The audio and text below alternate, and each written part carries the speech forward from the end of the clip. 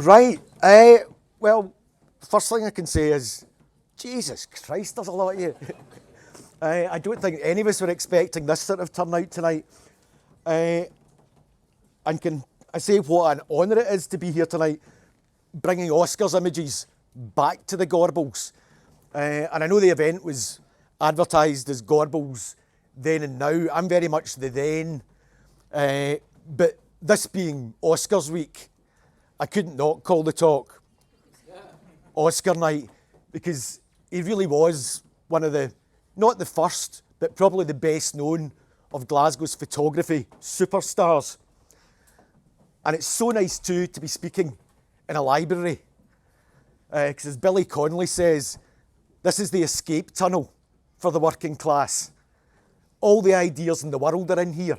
And what was lovely when I was coming in earlier, all the different language books you've got in here. Because make no mistake, the Gorbals is the hearth, and was always the hearth, on which new Glaswegians were forged. You came down these streets 50 years ago, you'd hear Yiddish, you'd hear Polish, you'd hear African, you'd hear Asian voices. The Gorbals has always been a melting pot. It's where you learn how to live in a close, how to take your turn on the stair, how to take the bins out, how to go on with your neighbours, basically. And the amount of communities that have passed through the Gorbals and gone elsewhere in Glasgow, but they can all draw their roots back here. And it's even nicer to be speaking in a library, because my first ever job, aged 18, was in a library. And I very much just buried myself in books. I was like the proverbial pig in SH1T. So, first, a wee bit, if you don't know, about our Oscar. And that's, although I only ever met him once when I was about 18 or 19, that's how I think of him, as our Oscar. Because his imagery frames my sort of mental idea of Glasgow. It's a Glasgow almost sort of frozen in aspect. So, here he is, the bold young Glasgow Italian. And I should point out, he didn't take this picture. His wife Anne took this picture of him. And you can see why she fell for him. He's dashing, he's handsome, he's full of big ideas. But while most of us, including myself, we think of Oscar as a photographer, technically Oscar, although he started out as a photographer and took photographs all his life, he was a professional filmmaker. He was born in the northwest of Italy and came to Glasgow with his family when he was just two years old. And he first picked up a camera really in his late teens. Like so many Glaswegians at that point, he'd contracted childhood tuberculosis, and it reoccurred when he was 18. And he was sent to a sanatorium in Kingussie, away up north, for about a year and a half. And having experienced a similar sort of near-death experience in my own late 20s, when over the course of about 3 months, I ended up losing 4 feet of my insides and dropping from 13 stone to 5.5 stone. I know how that sort of thing focuses your mind. It makes you want to grab life by the bloody lapels and get everything out of it. So that's what Oscar did up in Kingussie for a year. He read voraciously. He read all the European classics. He taught himself about European art, the history of art. And that's what really fired his imagination, what really got him going. And once he recovered, he came back to Glasgow and he turned his camera and his eye on his own wee corner of Glasgow, which was Garnet Hill. I love this picture. School kids going up Hill Street to school in the early morning. And because of the lovely grid thing about Glasgow, you get the east-west grid. So in the morning, you get that beautiful sunrise coming up in the east. And in the evening, of course, when you're coming home from school, you've got the beautiful sunset going down at the end of the same street in the west. And it's one of these lovely things about Glasgow, particularly with the grid system. When I look at old photographs, if they've been taken on a rare sunny day in Glasgow, even if you don't know what year they were taken, if you look at the shadows the buildings have cast, the buildings act like a giant gnomon on a sundial, and you can work out almost to the hour what time of day they were taken, which is a magic wee trick. So, he's back in Glasgow. He wants to be a photographer. So what does he do? He takes off to London to work as a photojournalist. Stays there for a wee while. Next thing he's working in Stockholm. He works in Stockholm for a couple of years. And he comes back to Glasgow in 1959 where he meets his wife Anne, gets married, and sets up his own photography studio in Glasgow, Studio 59, and works basically as a freelance photographer. But most of the stuff that he was doing was professional commissions, so it'd be stuff for companies, stuff for newspapers. It wasn't the street photography that he's so well known for and so well remembered for. Later, in 1969, he finally got round to filmmaking, and he set up Ogam Films, making a variety of shorts. And again, these were mostly not fully commercial things. He did an awful lot of work for the Highlands and Islands Development Agency, which was just new. He did an awful lot of stuff for the Scottish Development Agency around Glasgow. But this was sort of bread and butter stuff, which allowed him in his spare time to go out and just photograph. This is him on the then sort of newly finished Kingston Bridge in his trademark Astrakhan coat and hat. And if you've ever done any filming in Scotland, there's so much bloody hanging about. You've got to be wrapped up warm, otherwise you'll absolutely freeze to death. And what is he doing here? He's making a film called Glasgow 1980, but he's making it in 1970. It's looking ahead to the imagined future possibilities for Glasgow. And it's quite fun because if you actually go onto YouTube, you can watch the whole of the Glasgow 1980 film and see what bits they got right and what bits they got horribly wrong. Because they're imagining this bright, sparkling new future for Glasgow. And I very much grew up through the 70s. And when you see, 1980 wasn't actually that much different from 1970 in Glasgow. We didn't take that great leap forward that Oscar had imagined. Strangely enough, the two guys that Oscar worked with on this film, one was Charlie Gormley, who went on to become a serious dramatic film producer, and the other one, whose name has just completely left my head, the young producer in this, went on to make Gregory's Guild, Bill Forsyth. Bill Forsyth there's pictures of them on set, and Bill Forsyth, this big hairy hippie guy, probably just about 21 or 22 when they made this. So you can see the sort of creative community that Oscar was working in. He had the best folk around him, folk that really did have a vision for Glasgow and telling Glasgow's stories. But as I say, all that time, like any great photographer, and the great photographers that I know today in Glasgow, they're never without their camera. They're never without their camera. And they're forever saying, oh, hang on, oh, hang on. And for every 15 or 20 duds that they might get, there'll be one absolute cracker. Speaking to Oscar's daughters when the big Marzaroli retrospective was on at Street Level, they said, God, we used to get bored with Dad because we'd be driving somewhere and he'd just stop the car in the middle of bloody nowhere and he'd get out with his camera. And of course, they were kids, they're sitting in the back, what's going on, Dad, what's going on? And he'd say, I'm waiting for the magic. That's what he always used to say. I'm waiting for the magic. That wee turn in the luminous gloom light that you get in the west of Scotland, where the sun breaks through from behind a cloud or something, and what was previously just a grey sea of hills or mist or rain-soaked buildings, all of a sudden waiting for the magic, and the magic comes and the sun comes out and the hills glow, or the tenement stonework glows orange in that sunlight, and he was in hand just to go capture that wee bit of magic. But the remarkable thing, as I say, all that photography, no one was paying him for it.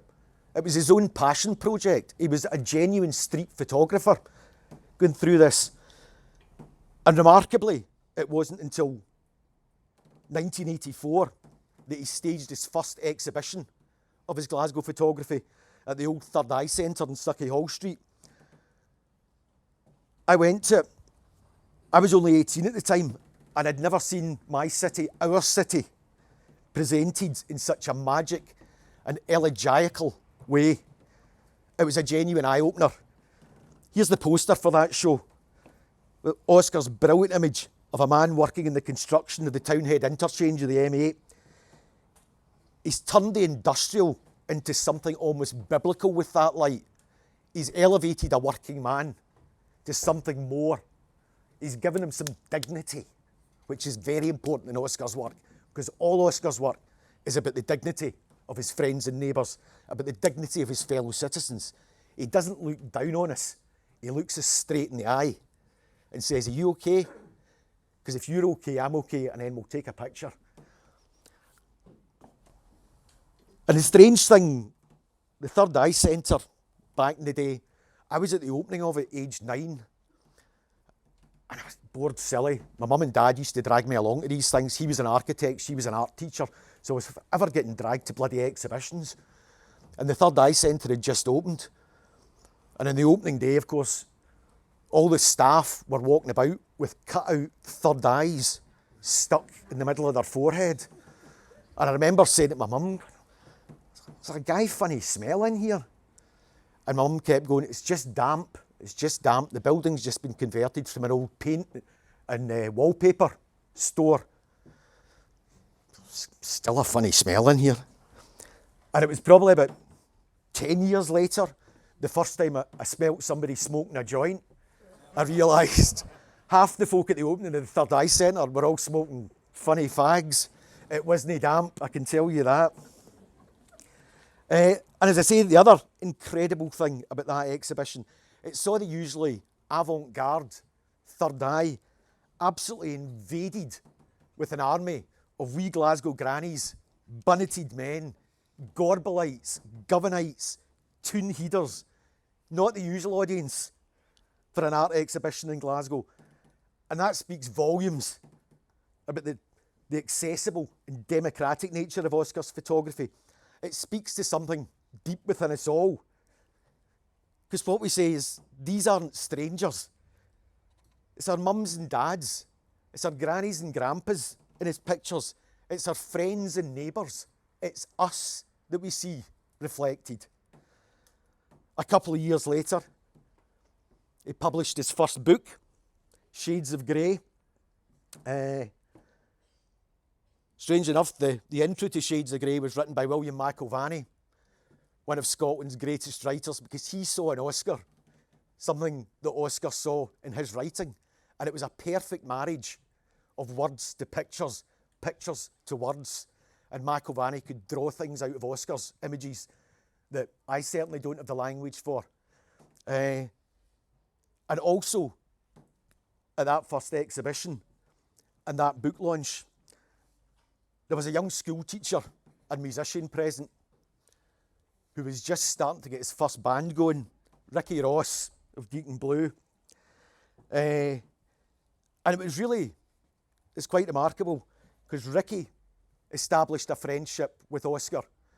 And when Deacon Blue came to release their first album, who did he go to for a cover picture? Oscar. And it was through Deacon Blue's music and Oscar's imagery that a whole new generation of kids all of a sudden went, "Where did these photographs come from that's in the front of my album? Where did this photograph come from that's in the front of my single?" And of course that went right round the world, because Deacon Blue ended up being a global band. They still are pretty well. And then you get, incredible things like this. I mean, I absolutely love this picture. It's simply known as the Castle Milk Lads. Obviously, the cover of Chocolate Girl. And years later, a journalist pal, Peter Ross, managed to track down the same three boys and take them back to the same spot. And I'll toggle back and forth between those because there they are. Wee hard Glasgow faces. But they survived and thrived. And a couple of them made it back to the Oscar exhibition and stood beside the original picture to get their pictures taken. I think that's just magic. Where are we? Yeah. If you're even older, you might remember Oscar in his parents' cafe. The original Grosvenor Cafe on Byres Road, which used to sit just beside the entrance to Hillhead Underground. This isn't Oscar's gang behind the counter. This is the Zanato brothers behind the counter, whose family bought the cafe from Oscar's dad. And remarkably, Renzo Zanato, then in his mid-90s, made it back to the Oscar exhibition at Street Level. Age 96, absolutely brilliant. And I'm having a chat to him and I said, what are you doing next week? Because I'd love to get a chat with you, a proper chat with you for Lost Glasgow. He said, oh, can I do next week? Why? I'm going off on my annual skiing holiday. At 96, he was still going skiing every year. So that says something about good espresso coffee, good red wine, a pizza with a fried egg on top, which used to be my favourite in the cafe.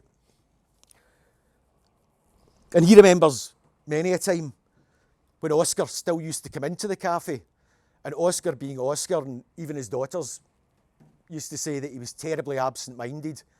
And of course, he'd come into the cafe and he'd sit down, he'd get a coffee and they'd start speaking, maybe even speaking Italian. I'm not sure how good Oscar's Italian was, having come here age 2, but he would have heard his parents speak Italian at home.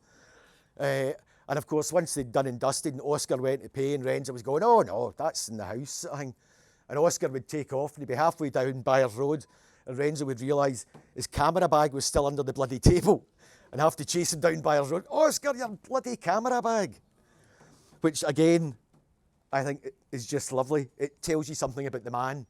The fact that he was more interested in the blether and the coffee and the personal contact than he was about his expensive camera equipment sitting under the table. Now, Oscar was far from the first to turn his camera in Glasgow. Almost since the camera's invention, Glasgow has proved a fruitful subject, right back to Thomas Annan and his wonderful pictures of the old streets and closes up off the high street, which were taken in the 1870s. And the technology at that point, over the course of the best part of 2 years, Thomas Annan only managed to take about 30 usable pictures because he was working with a camera probably about this size, a huge box camera with huge glass plates, the wet collodion method, which basically the glass plates had to be prepared in a wee dark tent, put into the back of the camera, jump out, huge long exposure time, and then you had to jump back into the tent and dip the big glass plate into another chemical solution to seal the image. So as I say, over the course of 2 years, he only managed to take about 30 usable photographs due to low light levels and all the rest of it. So that's Annan. You also had classics, Bert Hardy for Picture Post. This is Florence Street in the Gorbals. And again, remarkably, 40, 50 years after this photograph was taken, a journalist managed to track down the two boys. And they'd been childhood mates, and they'd known each other until they'd left school. And then they hadn't seen each other for 40 years until the journalist brought them back together. That's the power of photography. That's the power of friendship. But there was also other great photographers. Joseph Mackenzie, most of you a name that you won't know. Joseph Mackenzie is regarded as the father of modern Scottish photography. He went on to teach photography at Duncan and Jordanson College of Art in Dundee. I met him a couple of times when I used to work up there. Wonderful fella, and he did this brilliant book called Gorbals Children. And so much of it the wee guy climbing up the fence in the background, that's what was called the Venny. And it was the first adventure playground, pretty well in Scotland. And it was set up by a sort of radical Glasgow school teacher, come poet, come musician, called Matt McGinn of the Carlton. And there's a wonderful quote from McGinn about the Venny to the Herald. And obviously the Herald is always, it's never been the Evening Times or the Daily Record, put it like that. It's always been a wee bit middle brow, middle class. And they're down interviewing Matt McGinn at the Venny, and there's kids going mental left, right and centre. And McGinn says, my job here is not to tell the kids to do this or to do that. They tell me what they want to do, and I try and help them do it. He says, my second but most important job is to give them lights for their fags. You imagine how well that went down. Strangely enough, in, I think it was 1967, the council threatened to withdraw all funding from the Venny. It was considered a bad influence in the Gorbals. Now, at that time, strikes in the Clyde and all the rest of it, the Gorbals Wains weren't taking no for an answer. The kids from the Venny, almost 1,000 of them, made up their own posters and they marched on the city chambers. And when there's screaming Wains outside the city chambers, the council backpedalled furiously and increased the funding for the Venny. Proper people power from little people in the Gorbals. Another photographer that did wonderful work down here, sadly no longer with us, David Peat. It's just called a friendly arm. And we all need that in life sometimes. But Oscar, and I love this one simply because Oscar saw the miracle in the Gorbals. When Oscar was knocking about here, the Gorbals was the largest inner city redevelopment in Europe. While most of the bomb-damaged cities in Europe managed to recreate, particularly their old town splendours, recreating the buildings but with modern infrastructure inside. Remarkably, Glasgow, which had pretty well escaped unscathed apart from Clydebank. Yes, there'd been a few stray bombs that hit Glasgow, but Glasgow then basically did what the Luftwaffe had failed to do, and it created a bloody wasteland, an absolute waste. I mean, you only have to look at that. I mean, that is just heartbreaking. That's streets that were homes to people. That's pubs that were generational places. That was corner shops where you knew everyone's name. That was the Jewish deli. That was the Polish bakery. That was where you eat your sweet and sour bread. Just atomised. And the communities that had lived there for generations cast pretty well to the four winds. It was almost a sort of Pol Pot year zero approach that Glasgow City Council knew better than the folk in the Gorbals did. And when you put that sort of power into the hands of politicians, most of whom have no roots in the area. And in the Gorbals, which historically, to an extent, due to its poverty, its very, very low traffic levels, because nobody in the Gorbals really owned a car, and the poor overcrowded housing, it had its own street culture. If you're crammed in 8 to 2 or 3 bedroom tenement flat, you're going to get out in the street. That's where you're going to live your life, in the back courts, on the corners. And its own street culture, as I say. I mean, it was a busy, bustling place where you met your neighbours. And on a summer's day, well, you'd sit outside somebody's window.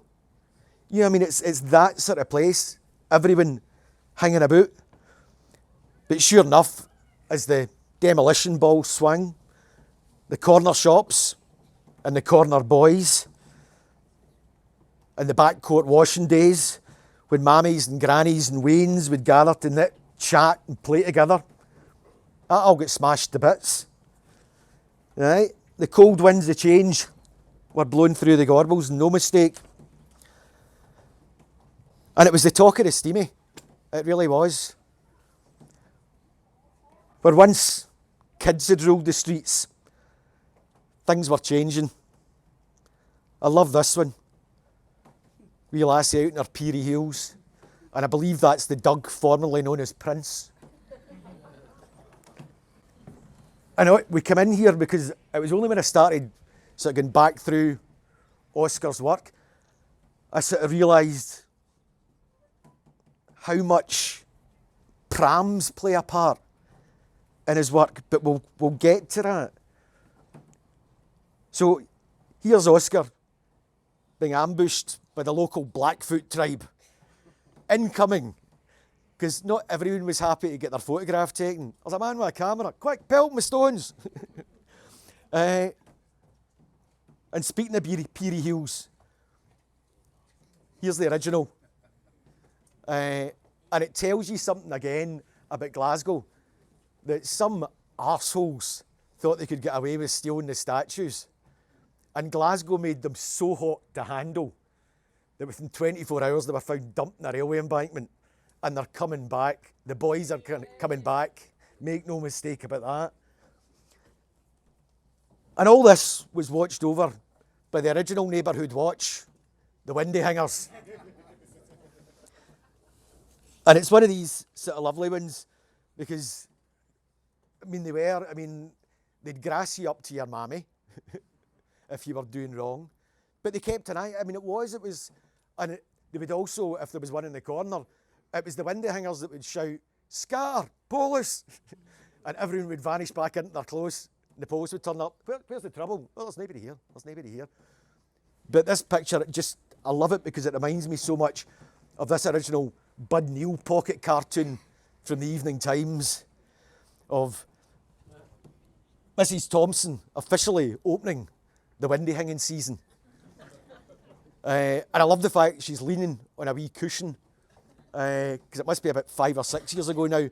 I was walking up one of those big stretches on Maryhill Road, minding my own business, and all of a sudden behind me I just heard a huge and I turned round and it was a big, proper duck down filled bloody pillow off a bed was lying literally just behind me. And I looked up and there's a wee woman looking out the top tenement flat going, "Sorry son, I tipped it out." And I was like, "You want it back?" And she was like, "Aye, I'll buzz you in. I'm the top floor." Handed it back in. But as I say, the Gorbals moved at a slower pace. It was a land of prams and handcarts. A land... There we go. See, even the wee ones had their own prams. It was a land still... Oh, the rag and bone man. The rag and bone man. And this sort of cart as well. There you go, outside the dairy. How does your milk come? Comes in a handcart. Who can afford a horse? But as I say, it was a land still lit with that lovely luminous gloom of gas. That time of night when the Leary was wee shooter ladder and his wee lighting stick with phosphorus in it would come in and walk the streets and light every street light by hand. Go up every close, turn the gas on, light the close lights. It was a place where big brothers and big sisters looked after their wee brothers and sisters. Their mammy would say, "You take the wee one," and away you go out. Mind you, looking at that, I suspect I would have had that silver cross up in bricks and had the wheels off it to make a bogey. Because, believe me, good pram wheels were like gold dust. As the bulldozers moved in, it became a place of flittings, midnight and otherwise. And you can't beat a good... when a big wagon turns up in your street, it's half the fun. You're climbing in and out the back of it and all the rest of it. But the Gorbals still had its pride. The golden-haired girl. Unfortunately, I don't think we've ever managed to track down who this wee lass was. It's an absolutely iconic folk. Her name's Louisa Monroe. Ho ho! Norry comes to my rescue again. Brilliant. She stayed in the English Riviera and she's a photographer. That's even better. That's even better. But it's the stride, it's the confidence in her wee wellies. You're no going to mess with her. She's out in a message. She's a girl that's going places. Don't talk to me, I'm going this way. But as I say, the Gorbals was still a place of pride. It was still a place where we boys ran and dreeped the dykes. Although not everyone was always happy to get their photo taken. Look at the face in that one. Who's ripped his knitting? Because Oscar was usually brilliant with children, and you can tell that from the photographs that he takes of children. Because he had 3 daughters of his own, he was really good at putting kids at their ease, and they'd just get on with whatever they wanted to do, and Oscar would just snap away, and they weren't bothered. And because he was a familiar sight in the Gorbals as well, that's that man with the camera. We're not going to do anything different just because there's a guy here with a camera. We're going to do what we normally do, and he's going to photograph us. So what? We're never going to see those photographs. And most of the kids in Oscar's photographs probably never saw the photographs that he took of them. But as I say, it was all change. It was out with the old and in with the new. A dystopian sort of city in the sky. But some wee corners hung on for ages. I used to do a regular monthly talk up at Castlemilk Senior Centre, and after a few months I was sort of running out of subjects to hang talks on, and the woman that ran it, she said, well, an awful lot of the folk up here originally came from the Gorbals, so if you did one about the Gorbals they'd love that. So I did one about the Gorbals and they really enjoyed it. And at the end of it, a lovely wee woman came up and she said, when we get shunted up here in the 1960s, because there was 70,000 folk in Castlemilk, and for 30 years the estate didn't have a pub. Think of that. 70,000 Glaswegians with not a pub between them. And she said, my daddy and my uncle, they used to work in the tune, so they'd go to their old local in the Gorbals, which stood like a sugary tooth on its own. They'd get pissed on a Friday night, and then they'd come back up the road in the last bus to Castlemilk. And then on a Saturday, they'd go back down to the pub because that's where their football bus left from. And eventually, after a few weeks, they thought, So what did they do? They organised their football bus to pick them up in Castlemilk on a Saturday night. Not just the men folk, but the husbands and wives. So for a few weeks, there was a Celtic only football supporters bus would bring crowds from Castlemilk back down into the Gorbals so that they could drink in what had been their local pubs. And she said it was quite funny because after about a month there was a knock at the door and there was a neighbour and he was a Rangers fan. And my dad didn't usually speak to him, and this Rangers guy sort of went, have you got any room in the bus for some Rangers fans? Like, aye, if you're paying your way. And she said, it was hilarious because the first night, all the Celtic fans sat on one side of the bus, all the Rangers fans sat on the other side, and they didn't even speak to each other. See, come kicking out time, and the bus back up to Castlemilk. So we're all sitting with each other, all sharing our chips, all having a great blather, because we were all friends and neighbours in Castlemilk. It was only the football that separated us.